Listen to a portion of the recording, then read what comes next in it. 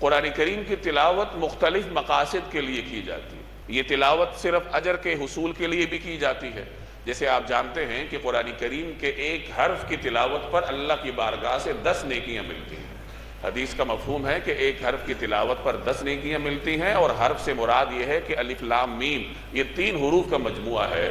الف الگ حرف ہے، اس پہ الگ 10 نیکیاں ملتی ہیں، لام الگ حرف ہے، میم الگ حرف ہے، گویا الف لام میم جس نے بھی تلاوت کر لیا اسے 30 نیکیاں اللہ تبارک و تعالیٰ کی بارگاہ سے مل گئی۔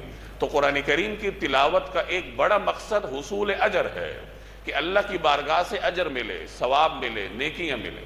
اور دوسرا مقصد وہ تدبر ہے کہ آدمی قرآن کریم کی تلاوت کرتا ہے، غور و فکر کرتا ہے، اور یہی قرآن کریم کا بنیادی مقصد ہے کہ اس کے اندر غور و فکر کیا جائے، تدبر کیا جائے، تفکر کیا جائے، اور پھر اس سے نصیحت حاصل کی جائے۔ اسی طریقے سے قرآن کریم کی تلاوت کا ایک مقصد دعوت اور تبلیغ بھی ہے کہ آدمی دعوت کے لیے قرآن کریم کی تلاوت کرتا ہے۔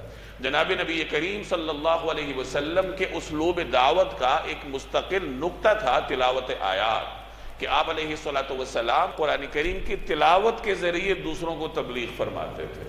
تو قرآن کریم کی تلاوت کے مختلف مقاصد ہو سکتے ہیں، اجر و ثواب کے لیے بھی تلاوت کی جاتی ہے، تفکر کے لیے بھی تلاوت کی جاتی ہے، تبلیغ اور وعظ و نصیحت کے لیے بھی انسان قرآن کریم کی تلاوت کرتا ہے۔ تو کسی بھی مقصد کے لیے قرآن کریم کی تلاوت کی جائے وہ اجر و ثواب اور برکت سے خالی نہیں ہوتی۔